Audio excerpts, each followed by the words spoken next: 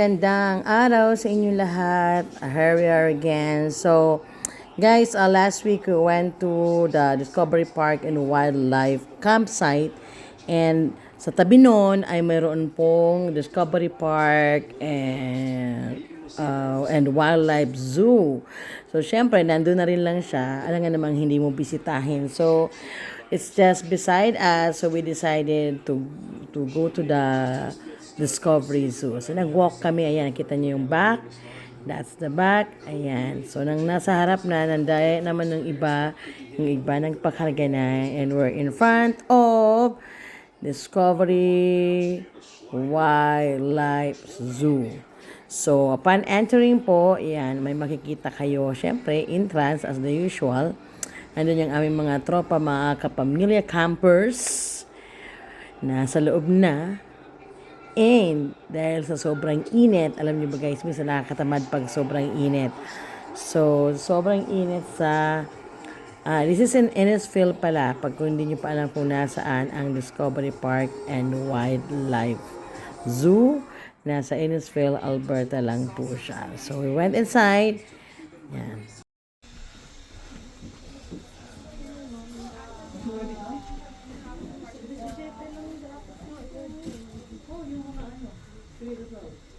Yeah, tama yun man.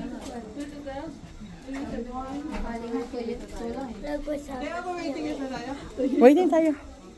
Sa cart. Ha? So guys, karamihan sa amin ay maraming mga rayuman na isa na ako doon. So sabi namin mag-aantay kami ng cart, alam mo yung golf cart, para hindi kami maglakad. So, ang nasa counter sabi niya, okay, how many card do you need? So, 4. So, while yung iba namin kasama, tingin-tingin ng mga souvenirs. So, sabi namin, 4 na card ang kailangan namin para kami ay makalipat. So, ayun, end of the story, nag-antay din lang kami sa wala kasi nagbago ang statement nila. Ang sabi nila, ang pwede na lang daw maggumamit ng golf cart ay mga PWD or senior.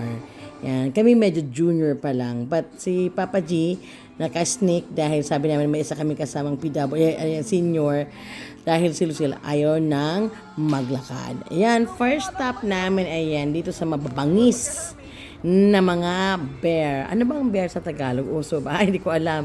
So, dito tayo sa mga bear. Marami silang breed or variety ng mga bears dito.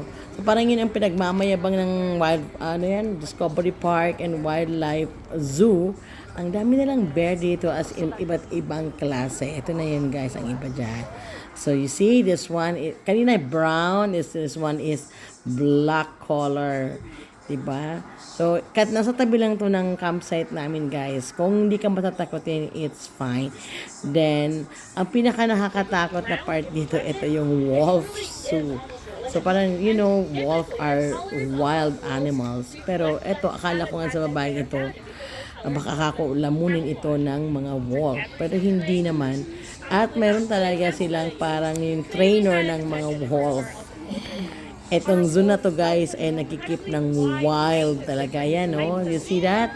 Yan, wow, si Ateng kasama na ang mga wolf. O diba, kung, ay nako, so matatakot ka. Kita mo nagsishow yung ating mga wolf habang nagsasalita ang guide. And actually, you can walk with a wolf. May bayad siya.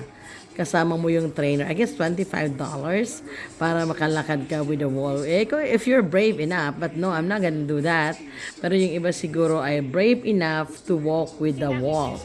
So, not that much attraction, guys. Meron din silang mga iba pa, parang ito lang kasi yung pinaka-highlights doon na mayroon sila mga ostrich, alpaca, matibay iba, may mga goat din. Pero kumbaga, ito yung highlights ng zoo nila. Not that much, pero yan. So, alam nyo guys, sa sobrang init, tirik na tirik talaga. Ito yung pinagdinaanan namin, kita nyo yan.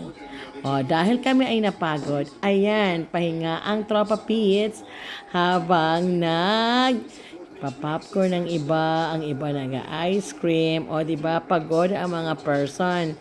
So, ayan. So, kailangan kumain ng mga person. Ito pala guys, ang ginawa namin, ayan, tineknika namin yung mga boys. Sabi niya, boys, balik kayo, kuhaan niyo yung truck kasi dinaka-carry yung powers namin na maglakad, pabalik sa campsite, which is just like 5 minutes walk lang naman. Pero talaga guys, ang init. So, etong ginawa namin, bumalik ang mga boys namin at may dalang truck.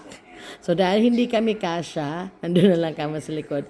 Bawal daw, pero sorry naman, it's just like 2 minutes drive lang naman. Kaya kami nag-angkas dyan. O, diba? Ang saya para nangangampanya lang kay Mayor sa Pilipinas na nasa likuran kayo ng truck. Samantalang ito kanina pala, bago kami nakaangkas sa truck, si Papa G naman, dahil siya lang ang may golf cart, ginawa namin siyang, tagahatid sundo. So, apat-apat ihatid niya doon sa may gate para pasaya. While yung iba ay nagpipicture taking habang nag-wait na makabalik yung full cart ni Papa G. So, eto na yung version ng pabalik na sa campsite. Nasa ilalang kami ng truck. Thank you naman sa mga inaanak na may-ari ng truck at kami ay nakisakay. O, diba? Ang saya, parang ngampanya lang. Yun, guys, ang saya. Fun. Pagbalik sa campsite, guys, back to normal. Eto na si Kumaring Sarah at ninaanak Bea na nagtutusok-tusok. May nagpiprito sa spring roll.